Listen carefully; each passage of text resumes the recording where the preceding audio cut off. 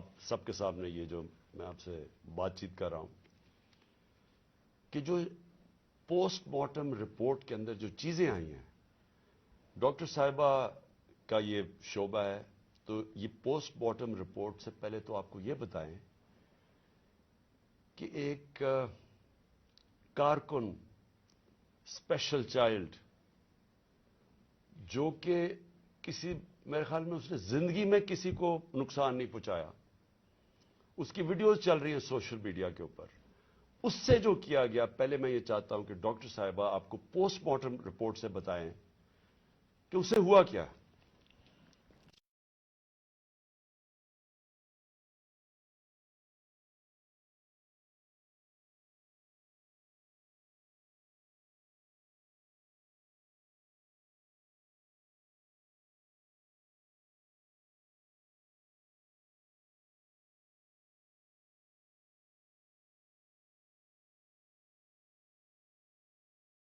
ملاقات ہوتی، ایک سادہ لو انسان، اس سے کبھی کسی کو کوئی نقصان نہیں دیا، کبھی کسی کو کوئی تکلیف نہیں دی، ہمیشہ پیار سے وہ بات کرتا تھا، سب کے ساتھ وہ ملتا جلتا تھا. اس بچے کے اوپر اتنا ظلم اور تشدد ہوا. جب میں نے یہ پوسٹ مارٹم رپورٹ پڑھی تو میرا دل دہل گیا کہ یہ جن لوگوں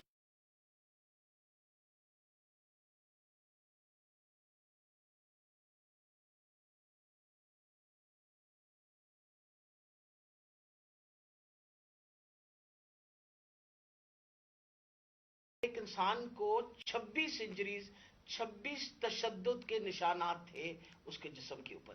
سب سے اہم جو تھا وہ تھا کہ اس کے سر کے اوپر باقاعدہ کسی بلنٹ انسٹرومنٹ یعنی کسی ڈنڈے سے اس کو زور سے اس کے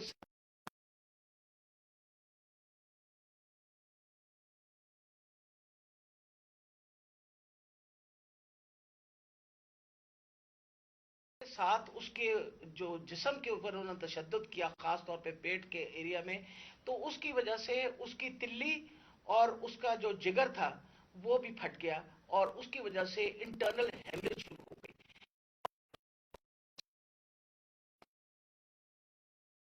تشدد کر کے ٹیسٹیکولر ڈیمیج کیا. مطلب اس سے زیادہ تم کسی انسان پہ کیا تشدد کر سکتے ہیں؟ میں تو یہ دیکھ کے رپورٹ میں آپ کو بتا نہیں سکتی کہ یہ ہم جیسے ڈاکٹر جو ہر وقت ان چیزوں سے، ہمارا بھی دل دہل گیا کہ یہ ایک انسان کے اوپر، اور وہ بھی ایک ایسا سادہ لو انسان، اس کے اوپر اتنا زیادہ تشدد کیا. مین کاز جو اس کی ڈیتھ کی ہیں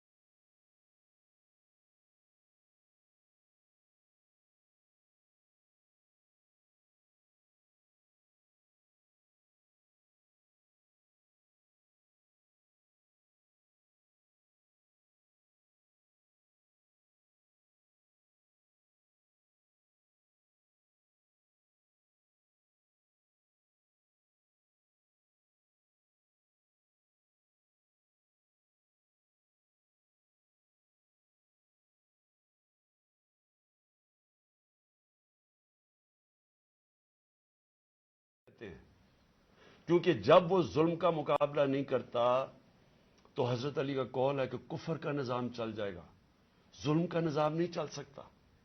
یہ ہمارے نظام کے اوپر یہ جو ڈاکٹر صاحبہ نے ابھی پڑھ کے سنایا ہے، میں آپ کو یہ یقین دلاتا ہوں کہ یہ سب آپ سمجھ لیں. اگر ایک قوم اس کے اوپر اپنی آواز بلند نہیں کرے گی، اور جو کمزور ترین جہاد ہے کہ زبان سے اس کے خلاف نہیں بولے گی، تو یہ قوم کو جینے کا حق نہیں دیتا اللہ. وہ قرآن میں کہتا ہے کہ میری زمین پہ نکل کے دیکھو کتنی قومیں میں نے تباہ کی جو میرے حکم پہ نہیں چلی. ہم تباہی کا راستہ ہے یہ ہمارا. یہ جو پاکستان سے ہو رہا ہے، میں نے ہوتا ہوگا دہشت گردوں سے، شاید ملک کے غداروں سے، اس طرح کی چیزیں ہوتی ہوں. میں نے اپنی زندگی میں کبھی اس طرح کے واقعہ نہیں دیکھے کہ پہلے ایک کارکن ہے، پھر وہ اسپیشل چائلڈ ہے، اور پھر وہ کوئی کسی قسم کا زندگی میں اس نے کسی سے لڑائی تک نہیں کی، اس سے یہ تشدد کیا جائے. اور تشدد کیا کیا؟ سر بھی اس کا، انہوں نے کہا کہ اندر سے خون نکلنا شروع ہو گیا. اس کا جو جگر ہے اور جو اس کی جو پتا ہے، اس کو انہوں نے اس طرح مارا بے دردی سے، وہ اندر سے خون نکلنا شروع ہو گیا. لیکن اس کے پرائیویٹ پارٹس، یعنی اس کے اوپر تشدد کیا ہوا. میں ایک اور قرآن کی آیت ہے، اللہ کہتا ہے کہ انسان کو کہ میں نے تمہیں اشرف المخلوقات بنایا، سب سے عظیم مخلوق، جو انسان کا درجہ فرشتوں سے بھی اوپر چلا جاتا ہے. اگر انسان اللہ کے حکم پہ چلے وہ فرشتوں سے اوپر چلا جاتا ہے. لیکن وہی قرآن میں لکھا ہے وہ جب وہ گرتا ہے وہ جانوروں سے بھی نیچے چلا جاتا ہے. جانور بھی یہ نہ کریں. اور یہ جو ہمارے اوپر، جب سے میں یہ دیکھا ہے، ایک آدمی جب سے آیا ہے اس کو ایک پوزیشن پہ لگایا ہے، میں نام نہیں لیتا کیونکہ پھر سینسر ہو جائے گا، اس کو بھی پتا ہے، قوم کو بھی پتا ہے وہ کون ہے.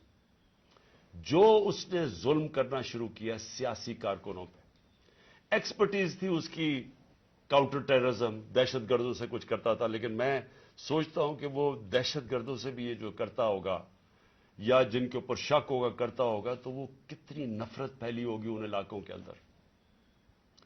تو یہ جب سے وہ آیا، پہلے ہم نے شہباز گل کا، پہلے ہم مانے ہی نہ کہ شہباز گل سے یہ ہوا. وہ شہباز گل ابھی تک ٹھیک نہیں ہوا. جو انہوں نے اس کے اوپر تشدد کیا ہے، ایک یونیورسٹی پروفیسر پاکستان آتا ہے، چھوڑ کے ملک کے لیے ایک خواب دیکھ کے آتا ہے، اس کو جو انہوں نے ننگا کر کے جو اس کے اوپر تشدد کیا وہ ابھی تک ٹھیک نہیں ہے. کون سا وہ دہشت گرد تھا؟ پھر اعظم سواتی سے جو کیا انہوں نے. یعنی ہم اگر قوم یہ چیزیں بھول جائیں گی، ایک دن آپ کا بھی وقت آ جائے گا.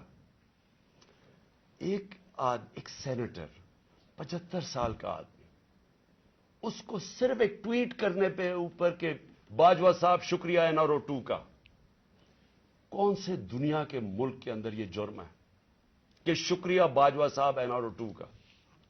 لیکن وہ کوئی سپر کنگ، کوئی فرعون کہ کسی کی جرت پڑ گئی، رات کو اس کو مارا، پوتیوں کے سامنے اس کو 3 بجے آ کے گھر میں تشدد کیا، پھر اس کو اٹھا کے لے کے گئے اور نامعلوم افراد کے حوالے کیا جنہوں نے ننگا کر کے اس کے اوپر تشدد کیا. اور جب اس کو مار رہے تھے تو سنا رہے تھے اس کی چیخوں کی آوازیں، اور اس میں بتا رہے تھے اس کو کہ بتاؤ یہ عمران خان سے کیا جائے گا. یہ ان لوگوں سے پالا پڑا ہوا اس قوم کو. اس کے بعد ارشد شریف سے وہ سب کو پتا ہے کیا ہوا. کیا ارشد شریف کا قصور تھا؟ ساری قوم جانتی ہے کہ وہ رائے حق کا آدمی تھا، کوئی اس کا ضمیر کی قیمت نہیں تھی، کوئی اس کو خرید نہیں سکتا تھا، ڈرا نہیں سکتا تھا. اس جیسے جرنلسٹ صحافی سے انہوں نے کیا. اور پھر سوشل میڈیا کے بچوں سے میں نے آپ کو بتایا، ماں باپ کا مجھے آیا کہ ہمارا بیٹا ابھی تک ٹھیک نہیں ہوا. کوئی ٹویٹ کرنے پہ اس کو اٹھا کے لے گئے، 2 دن اس کو رکھ کے یہی ننگا کر کے مارا. وہ کہتے ابھی تک وہ ذہنی طور پر ٹھیک نہیں ہوا.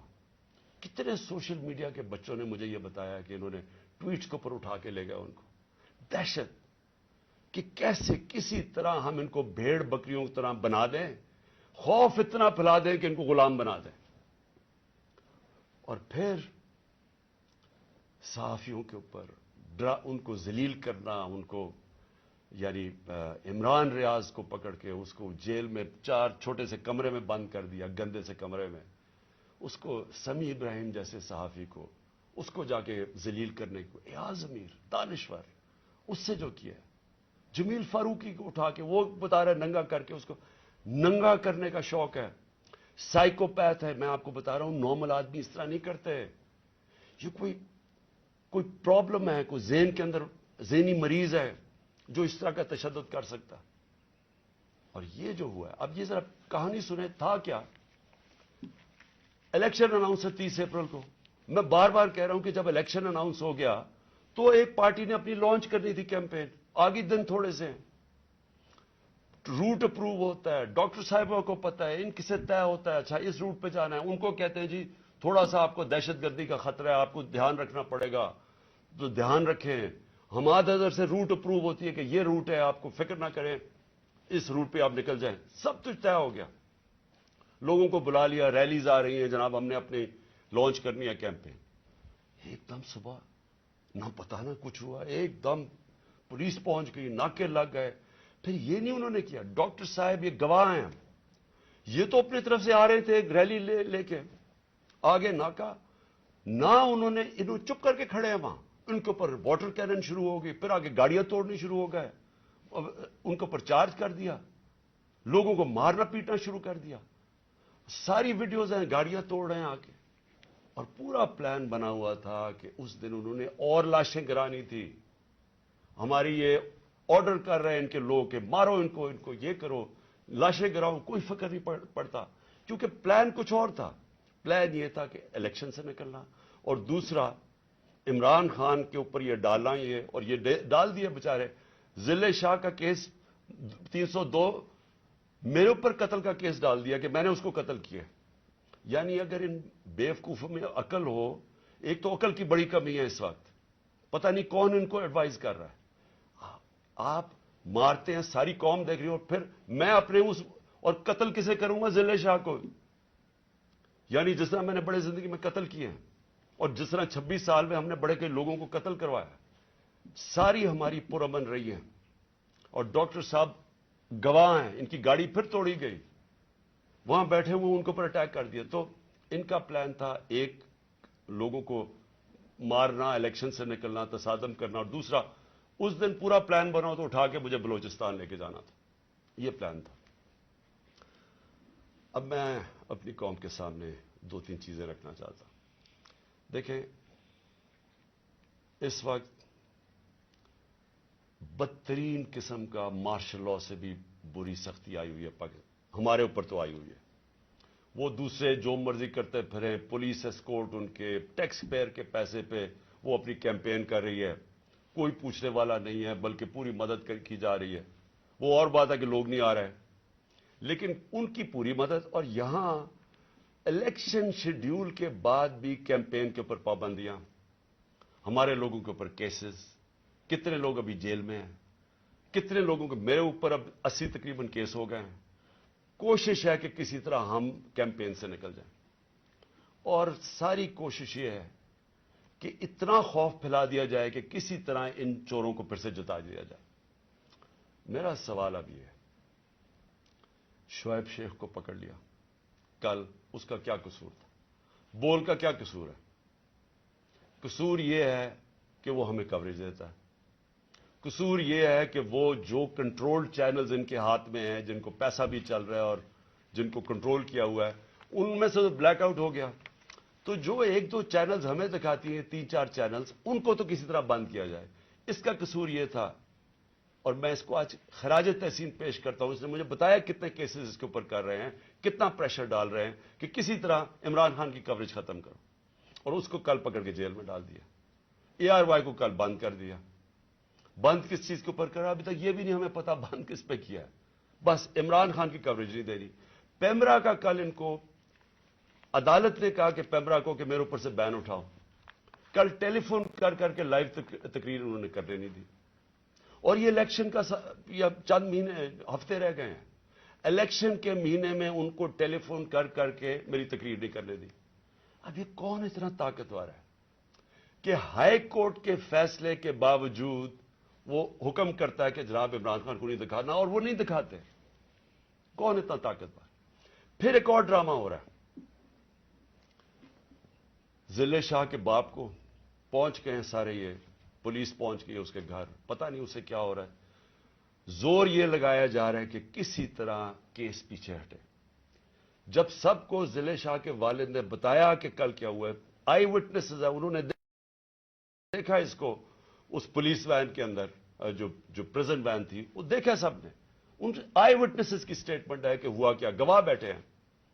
उसके बावजूद कोशिश की जा रही है कि जी एक्सीडेंट हो गया या कोई और वजह बता दे उसके मरने की।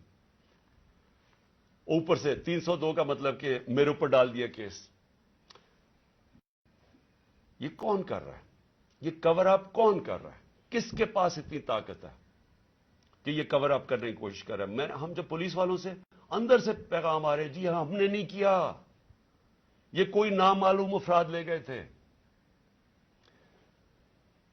कवर अप मेरा किसने किया? अरशद शरीफ का कवर अप कौन कर रहा है? मेरी जेआईटी को सैबोटाज कौन कर रहा है? कौन इतना ताकतवर है कि पुलिस को हुक्म देता है कि आपने गवाही नहीं देनी मेरी जेआईटी में, और फिर जेआईटी का रिकॉर्ड सारा गायब, और फिर जेआईटी को एक केयर टेकर गवर्नमेंट खत्म करवा देती है, और फिर अरशद शरीफ का कवर अप कौन कर रहा है? कौन उसकी जेआईटी आगे नहीं बढ़ने दिया जा रहा? और यही लोग अब इसका कवर अप करेंगे, क्योंकि इसमें से चीजें और निकल ली हैं। पुलिस ने कहना हमने नहीं किया, हमने इसको पूरी तरह केस लड़ेंगे। ये मोहसिन नकवी जो प्लांट किया हुआ, जो किसने प्लांट किया इस मुल्क, इस पंजाब के ऊपर चीफ मिनिस्टर, इसके ऊपर हम केसेस करेंगे, आईजी के ऊपर करेंगे, वो जो सीसीपीओ बनाया हुआ उस पर करेंगे। अदालत ने, सुप्रीम कोर्ट ने कहा कि जो पुराना सीसीपीओ है उसको वापस रीइंस्टेट करो, उसको अभी तक रीइंस्टेट नहीं किया। अदालतों के फैसले नहीं चल रहा है, अदालत कुछ कहती है या उसके ऊपर अमल नहीं किया जाता। कौन है इतना ताकतवर कि उसके पीछे ये खड़े होके सारे मुल्क के कानून तोड़ने के लिए तैयार है? वो गवर्नर क्यों नहीं, केपी का क्यों नहीं गवर्नर डेट दे रहा इलेक्शन की? वाज़ेह है, सुप्रीम कोर्ट ने कहा 90 दिन में होना है, वो क्यों नहीं दे रहा? कौन उसके पीछे खड़ा है जो वो डेट नहीं देता? सवाल मेरे सारे आखिर में पाकिस्तानियों के लिए, देखें, हमने बाहैसियत कौम फैसला करना है। क्या हमने इस जंगल में रहना है जिसका कोई अब मुस्तकबिल नहीं है और अपनी तबाही का रास्ते की तरफ जा रहा है? मुल्क तो डूब रहा है, माशियत तो तबाह हो गई है, सारे चोर ऊपर बैठ गए हैं, अपने 1100 अरब रुपए के केसेस खत्म कर दिए, पैसा इनका बाहर पड़ा है, 100 रुपए से ज्यादा इनके होते हुए डॉलर महंगा हो गया, रुपया गिर गया। यहां कौम गरीब होती जा रही है, इनका पैसा बाहर पड़ा ही है, इनको फायदा ही फायदा है, दौलत में इजाफा हो रहा है पाकिस्तान के मुकाबले में। तो हमने यहां पे बाहैसियत कौम फैसला करना है। हमारे पास दो रास्ते हैं, एक गुलामी का रास्ता और तबाही का रास्ता है, और एक अपनी हकीकी आजादी का रास्ता है। मैं अपनी सारी कौम को आज कह रहा हूं, देखें जो जिले शाह से हुआ है, अगर आप सबके दिल में वो तकलीफ नहीं है जो आज हम सबको हो रही है, यहां डॉक्टर साहबा बताएंगे नहीं, वहां औरतें रो रही हैं हमारी, जो हर रोज इसको देखती थी। इसने 4 महीने हमारे साथ उधर धरने पे गुजारे, आज से 8-9 साल पहले जब 2014 में हमने धरना किया, 4 महीने ये वहां बैठा रहा। ये वो ऐसा इंसान था, इसे सब प्यार करते थे, और इसकी आप वीडियोस देख लें कि आपको पता चलेगा कि कैसा एक भला मानस इंसान, एक जिसको कोई दुनिया की कोई चीज ही नहीं थी, एक इश्क में काम करने वाला आदमी, अगर उससे ये कर सकते हैं, उसको तशद्दुद करके मार सकते हैं, और ये कौम चुप करके तमाशा देख सकती है। मैं फिर से आपको कहता हूं, हमारा कोई फ्यूचर नहीं है। मैंने बर्तानिया के अंदर अपना टाइम गुजारा, क्रिकेट खेलता था 15-20 साल। उधर इस तरह की चीज हो, सारी कौम सड़कों पे होती है, कोई जिंदा कौम है, वो कौम अमर मारूफ पे चलती है। उसको जहाद का मतलब पता है कि जहाद होता है जुल्म का और नाइंसाफी के सामने कौम खड़ी हो, वो जिंदा कौम में होती है। मैं सारी आपकी अपनी कौम को कहता हूं, ये जो लोग, हमारी बदकिस्मती है कि ये जो जरदारी और नवाज शरीफ और शहबाज शरीफ, जो 30 साल से जुर्म पेशा लोग इस मुल्क को लूट रहे हैं और हर किस्म का जुर्म करते हैं, ये बैठे हैं, और जो 2-3 नामालूम अफराद जो इसको जकड़ के बैठे हुए, जिनका मैं नाम नहीं लेता क्योंकि फिर कट जाएगा, इन्होंने ये मुल्क को उधर लेके जा रहे हैं। سارے پاکستانیوں جن کا جینا مرنا ادھر ہے ہماری طرح کے لوگوں کا، ساروں کو یہ آج سمجھ آنا چاہیے کہ یہ ہم سب کی بربادی ہے. ان کو کوئی فرق نہیں پڑے گا، کیونکہ جنہوں کے پیسے باہر پڑے ہیں، جن کے ڈالرز باہر پڑے ہوئے ہیں، ان کو کوئی فرق نہیں پڑے گا جس طرف یہ قوم جا رہی ہے. اس لیے ساری قوم کا میرا آخر میں پیغام ہے کہ یہ وقت ہے ہم سب کھڑے ہوں اس کے خلاف. میں جو انہوں نے کیا پرسوں، یعنی جو ظلم کی انتہا کی، ساری قوم کے اوپر ہے. یہ ہمارا جرم کیا تھا؟ آپ اگر کوئی جرم بھی نہ کریں، آئین اور قانون کے بیچ میں چلیں، اور پھر آپ کے اوپر ڈنڈے برسائیں، لوگوں کو ماریں، گاڑیاں توڑیں اور قتل کر دیں، ایک وہ انسان یعنی جس کو شاید اتنا تکلیف نہ ہوتی اوروں کی جتنی اس کی ذل شاہ کی تکلیف ہے. میں ساری قوم کو آج کہتا ہوں کہ آپ سب تیاری کریں. ہم نے اس حقیقی آزادی کی جہاد میں ہمیں سب کو تیار ہونا چاہیے کہ ہماری جان بھی چلی جائے، لیکن ہم نے اب پیچھے نہیں ہٹنا. پاکستان زندہ باد.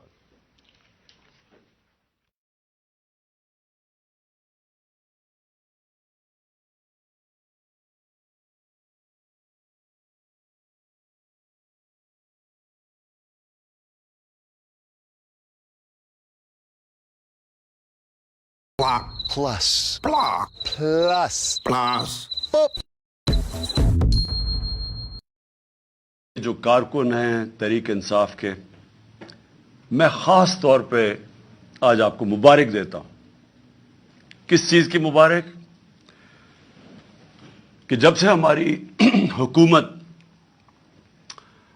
ہماری حکومت ہٹائی گئی ایک سازش کے تحت، میں اس دن سے ایک ہی بات بار بار کہتا رہا کہ پاکستان میں جب تک صاف اور شفاف الیکشن نہیں ہوں گے، ہم مزید ہمارا ملک ایک دلدل میں پھنستا جائے گا. اس سے پہلے بھی جب سازش ہو رہی تھی ہماری گورنمنٹ گرانے کی، تو اس وقت جو آرمی چیف تھے اس کو میں نے سمجھایا کہ جب بھی آپ نے سیاسی استحکام ختم کیا، ایک گورنمنٹ گرا کے جب پولیٹیکل انسٹیبلٹی، جیسی گورنمنٹ گرے گی اسٹیبلٹی آئے گی، میں تب کہا کہ آپ کوئی بھی، اور خاص طور پہ یہ لوگ جن کو میں 30 سال سے جانتا ہوں، معیشت کو نہیں سنبھال سکیں گے. اور شوکت ترین کو بھی بھیجا، سمجھانے کی کوشش کی کہ کدھر پاکستان کھڑا ہے، دنیا کا کیا ماحول ہے. یوکرین کی جنگ شروع ہو چکی تھی، کموڈٹی سپر سائیکل، قیمتیں اوپر چلی گئی تھی دنیا میں. تو جو ہمارے لیے مشکلات تھیں، وہ مشکلات بڑھنی تھی جیسے ہی ایک حکومت کو ہٹاتے اور سیاسی استحکام ختم ہوتا. تو میں نے اپنی پوری کوشش کی. اپنی گورنمنٹ بھی میں نے ڈیزالو کر دی. لوگوں کو یہ یاد نہیں کہ اپریل کے پہلے ہفتے میں نے اپنی گورنمنٹ ڈیزالو کر دی تھی. میں نے کہا الیکشنز کرواؤ. سپریم کورٹ میں چلے گئے، ہمیں شکست ہو گئی، ہم نے قبول کر لی. ہم ان کی طرح روتے نہیں ہیں. جب سپریم کورٹ کا فیصلہ ہوا ہم نے قبول کر لیا، ہماری گورنمنٹ چلی گئی. اس کے بعد میں بار بار یہ کہتا رہا کہ جب تک آپ اس ملک میں الیکشن نہیں کروائیں گے، سیاسی طور پہ ملک سٹیبل نہیں ہوگا. اور اگر سیاسی طور پہ سٹیبل نہیں ہوگا تو معاشی بھی استحکام نہیں آئے گا. اور جیسے جیسے ہماری معیشت نیچے جاتی رہی، میں بار بار طوطے کی طرح یہ کہتا رہا کہ یہ الیکشنز کرواؤ. لیکن مسئلہ یہ آ گیا کہ یہ جو پی ڈی ایم کی پارٹیز تھیں، یہ بھی اور جو ان کے پیچھے ہینڈلرز تھے، دونوں ڈر گئے الیکشنز کروانے سے. اور وہ الیکشنز اس لیے نہیں کروا رہے تھے کہ جیسے ہی عوام کھڑی ہوتی گئی تحریک انصاف کے ساتھ، اس گورنمنٹ کے ساتھ، یعنی کبھی بھی پاکستان کی تاریخ میں ایک گورنمنٹ گرائی گئی ہو، کبھی عوام اس کے لیے نہیں نکلی. یعنی میں ساری تاریخ جانتا ہوں. میں تقریباً جس طرح پاکستان کے ساتھ